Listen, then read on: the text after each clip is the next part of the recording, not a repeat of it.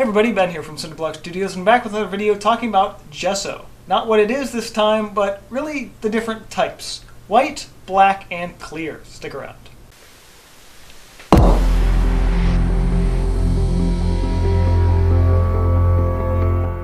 So as a quick review, what is gesso anyway? Well, put simply, gesso is a pigment, usually white, mixed with something like gypsum or calcium carbonate to give it a little bit of a tooth, and suspended in an acrylic polymer. Essentially, it's a ground, it's a primer coat before you start painting. Every canvas you see in the store, or even something you stretch yourself, has to be gessoed. You have to get some sort of a grounding on it before you even get started. Now, your basic choice for gesso is going to be white. It's going to be the most common you see. It's going to be on every canvas you probably see in the store, very common on pre-stretched canvases, and it's usually the cheapest and most cost-effective one to get. White gesso, as you may already know, is easily tintable. You can add any color of acrylic paint, or really any color of anything to it, to change the color slightly to give yourself maybe something that is less intimidating of a surface to start painting on. White gesso is great for more vibrant and transparent colors, as it's going to make those colors seem a lot more bright and have a lot more punch to them, at least right out of the gate. Something like a yellow might look really great on a white gessoed surface, but not so good on a black gessoed surface. You can find out more about this in my white versus black gesso and how it affects color video.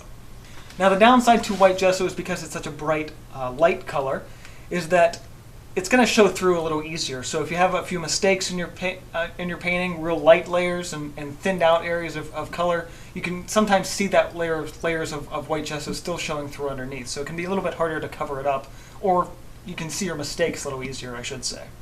Now, black gesso is a little less common, but you're still probably going to find at least a jar or a bottle of it somewhere in your local arts and crafts store. You can also, depending on where you shop, maybe find some small, say 11 by 14 inch or smaller canvases pre-gessoed with black gesso. Black gesso is often a little less intimidating of a color to work on with your canvas. It's not staring you right in the face and can be a little bit more of an interesting and sometimes easier way to approach a painting. And like when white gesso, maybe your mistakes were more visible, the black gesso, your mistakes, maybe not so much. Especially when you use a more transparent color. A more transparent color, again, as I mentioned before, as well as in the white versus black gesso underlaying how it affects color video, a more transparent color is going to pick up more on the darks and show a lot less of its true color. Again, so a yellow is going to look probably almost a little bit more green over top of a black gessoed support because it's showing more of the underlying color underneath because the light's going through the color and you're getting more of a glaze with that. Most yellows in particular kind of have this problem / advantage because most yellows indeed are a more transparent color. Now, some people may have an issue with sort of using a black canvas at all. They can, well, be easier sometimes. They are a little tricky to get used to. The first time you paint something on a black canvas, it may not look great right out of the gate. It takes some practice to really kind of get moving with it. But one technique I really love doing is anytime I'm anticipating doing sort of a night scene, anything that involves stars in the sky or just really dark values, where maybe something like my recent painting where I used lava as the light source. So I could start dark and slowly work lighter in smaller and smaller increments, building up that light over time. Is it harder to get those bright, vibrant colors that way? Yes, it's significantly harder. But it's definitely an interesting dynamic for the piece. Now for the one that I've actually found in recent years to be not as common as I first thought, and that's clear gesso. Clear gesso is really a hidden gem. There's not a lot of people that actually know this stuff is out there because there aren't as many companies that make it. As far as clear gesso goes for a pre-primed canvas, you're probably not going to find it.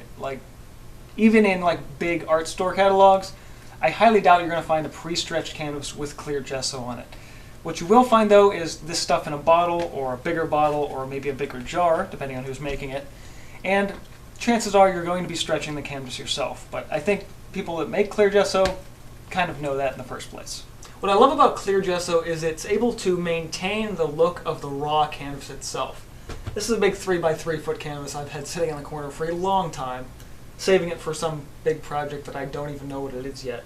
But what I love about this in particular is you could paint just sort of in the center or just to one side and be more selective with it. I love seeing people do portraits on clear gesso supports because you can paint just the figure and then just leave sort of the raw canvas underneath. It's really an interesting aesthetic. So whether you're using white, black, or clear gesso to prep your support, they definitely all seem to have some pluses and minuses to them. White gesso is super common, fairly cheap. You're going to find it pre-primed on most canvases, so chances are you won't actually need to buy any unless you're actually stretching your own canvas. And, well, yeah, sometimes a little intimidating, can be harder to cover sometimes, but it's really just the most versatile choice out there. Black gesso is great if you're looking for a little extra challenge, though. Fun to work with, can be easy if you know what you're doing, but definitely takes a little bit of time to get used to, has a little bit of a learning curve to it, but can create some really dynamic pieces. In clear gesso, if you can get your hands on some and you do stretch your own canvases, I highly suggest checking it out. Even if you're priming something like wood to maintain the wood grain underneath, it can be a really great way to build a new and interesting aesthetic in your work.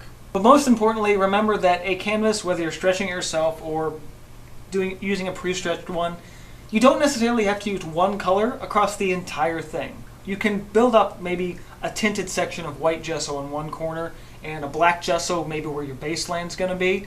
You can mix and match with the two of them before you go in and even take a regular tube of paint to that canvas. Hopefully with a brush.